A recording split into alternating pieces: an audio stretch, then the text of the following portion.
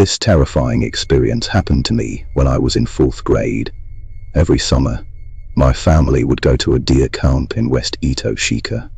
That deer camp was run by a couple in their 50s, nestled near mountains and the sea, a perfect place for kids. The fun part about this camp was something that happened at night. By the vending machines and street lamps, stag beetles would gather in swarms, but if it rained, the bugs would disappear.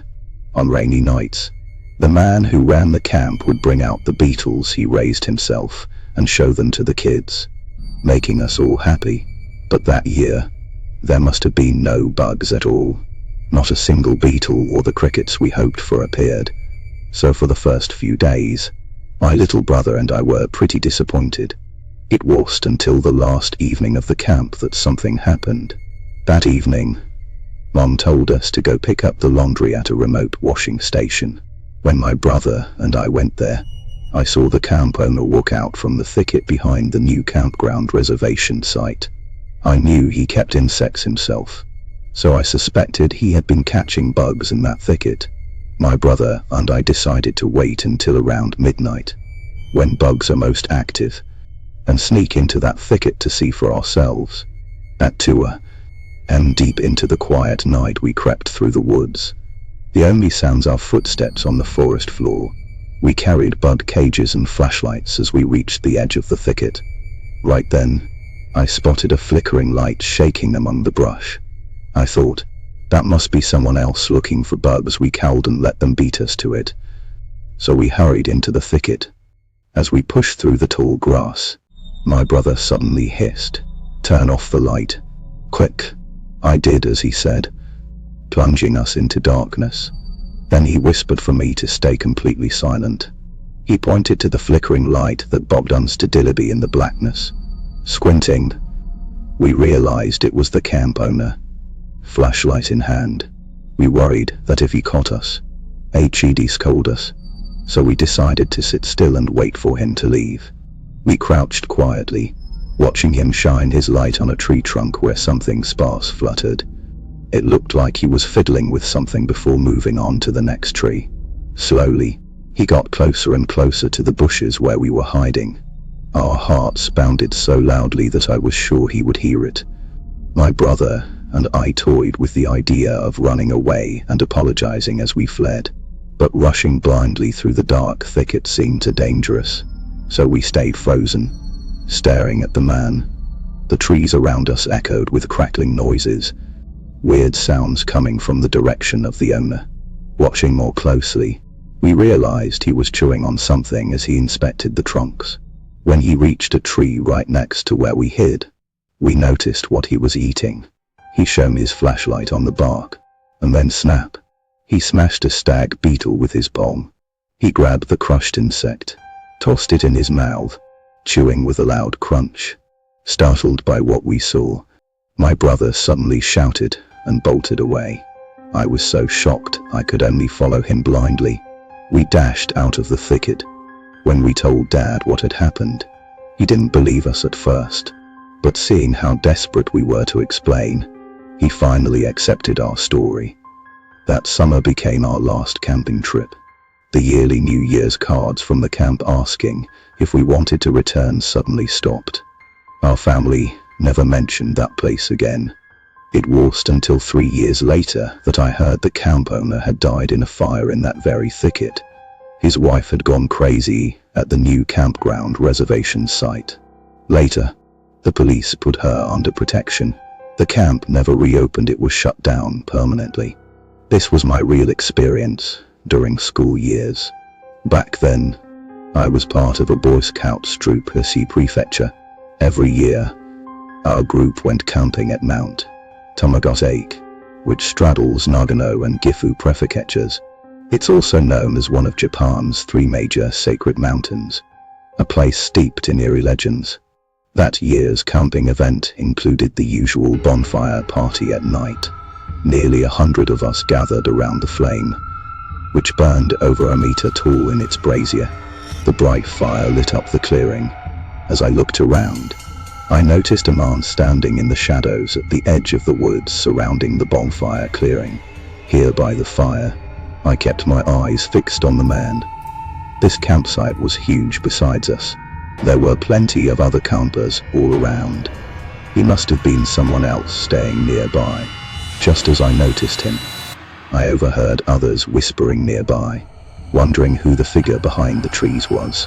Because people were talking about that stranger, I realized I was the only one who saw him. But when daylight came, and a few of us went back to where that man had stood, I was shocked. Behind those trees was a steep cliff-like slope. There was simply no room for anyone to stand there. Later, when I discussed the incident with the others who had seen him, someone said he was dressed in an old military uniform, the kind from the war era. But the strangest thing of all was that no one could remember the man's face clearly. Just like me, everyone had only a vague, blurry impression. I couldn't help but think that man had to be some kind of ghost. What mood had he had, watching our bonfire party from the shadows that night? Looking back, that camping trip had more strange happenings. Someone claimed to have seen a translucent white snake, and when others played in the river, they caught sight of a black shadowy figure staring back at them from the water. Yet because the event was fun overall, no one felt outright terror. To me, it was a beautiful memory, an unforgettable, mysterious camping experience. Several years ago, my friends and I camped near a mountain pond. One night, as we sat around the fire, I suddenly heard a woman's voice calling from the pond, "Help me, someone there, please save me." When I turned toward the voice, I saw a woman struggling, trapped underwater. I gasped, my heart pounding, and jumped up, ready to rush in. But my friend grabbed my arm and asked, "What are you doing?" I told him I had to help her.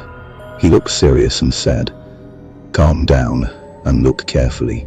You can't see that far from here. There shouldn't even be any light near the pond. How could you possibly see her face in the water?" Hearing him, "Not part of yourselves." I peered carefully toward the pond's center. The woman had stopped struggling. Her upper body was above the water, but she stared at us without blinking. The atmosphere thickened, the air grew heavy, and a foul, fishy stench hung around us. I watched her, puzzled. The water there was deep. How was she standing? Even odder, the center of the pond should have been dark, but a strange light illuminated her face. Her features were clear. The way her eyebrows drew together showed anger. As I kept staring, suddenly black liquid started dripping continuously from her eyes, nostrils, and mouth. I was so chilled, I broke out in goosebumps. My scalp tingled. A wave of fear flooded me. I locked eyes with her, thinking, what the hell is this thing? Even though I was terrified, I couldn't look away. I was frozen in place. Slowly, a pounding headache came on, and my mind began to cloud over. Just then, my friend shook my shoulder hard, snapping me back. "We need to pack up and get out of here fast," he said. We hurried to gather our things. Throughout, he kept warning me not to look back, so we worked silently, doing our best not to glance that way. Still, I never shook the feeling that something was watching us. Eventually, we left safely. We drove down the mountain and slept in the convenience store parking lot. The next day, on the drive home, we talked about what it could have been. My friend wasn't sure either, but he was certain it was not human, and judging by its expression, it was dangerous. Thinking back, I'm so grateful my friend shook me awake. If it slipped further into that foggy state, who knows what might have happened. Decades ago, when I was still very young, once had a strange and dangerous experience back when I was very young. It was a camping trip with 3 friends, 4 of us in total. Back then, camping was still pretty unfamiliar to most people. There weren't many official campgrounds, so folks usually just picked scenic spots and camped there. Most people had little sense of danger when it came to the natural environment. One friend suggested, since we were going camping, why not go somewhere remote where no one would bother us? So the 4 of us got into a car and headed to the mountains of Nagano Prefecture. We followed a tributary of a river upstream. Along the way, we turned onto a small, deserted road. After a while, the paved road changed into dirt, rough and depaved. Fueled by a spirit of adventure, we pushed forward until the car simply couldn't go any farther. We stopped and found a somewhat open spot down near the riverbank below the road. That's where we set up camp. After pitching the tents, we swam and fished in the river, having a great time. The sun slowly sank over the mountains. Later, we cooked dinner over a small fire. After eating, we relaxed around the campfire, sharing everyday stories and silly jokes. Time slipped by effortlessly. Eventually, we all grew tired. The first ones to admit defeat headed inside their tents to sleep. That left only me and one friend Fujiki sitting beside the dying fire, drinking beer and exchanging trivial banter. Around midnight, we decided to turn in. I crawled into my sleeping bag, just settling in when I heard a strange sound. It seemed to come from across the river, a weird noise, a voice. Maybe, I asked Fujiki. Hey, are you hearing that? No answer. He must have been drunk and already asleep, I thought. Curious, I strained to listen. It sounded like a young man's voice, oddly familiar. The words were getting clearer, but I couldn't understand what he was saying. I wondered, why would there be other campers out here, in such a remote spot? Maybe a village nearby, but I could hardly imagine anyone living so deep in the wilderness, especially here where the road stopped. Driven by curiosity and a bit of concern, I grabbed a flashlight and stepped outside the tent, shining the beam over the river. The sound vanished. All I saw was the slow flow of water. Just when I was about to turn back, a weird hee-hee-hee laugh echoed from upstream. I headed toward the sound, trying to find its source. After walking a short distance, the laughter suddenly stopped, swallowed by the darkness. That silence felt strange and natural. Even right then, a terrible ringing filled my ears, an intense buzzing deep inside my skull. Suddenly, I heard shouting from upstream, several men calling for help. Their voices rushed toward me, carried with the current. I shone my flashlight upstream and saw several people being swept rapidly downstream. They struggled and shouted for their lives. It was urgent. My heart raced as I ran to the water's edge. They floated past me, faces clear in the flashlight beam. To my shock, they were my friends. They weren't staring blankly, but the last one, the one swept away after the others kept shouting, "Run! Get out of here!" When I saw his face, my blood ran cold. He looked exactly like me. Terrified, I lost my balance and accidentally stepped into the cold river. The icy water shocked me. At that moment, the scenes, but part of yourselves, the voices all disappeared. It was as if everything had been wiped clean. Shaken to the core, I sprinted back toward the tents. On the way, I noticed the river had turned murky, with broken branches and leaves floating on the surface. Then, near the tents, a deep, thunderous roar came from far upstream. At that moment, I couldn't understand what the sound was, only that something terrible was coming. My instinct screamed, "Run!" So I hurried back to wake up my friends, and then I shouted wildly, "Run! Everyone, run!" My friends woke up at once, seeing my terrified face.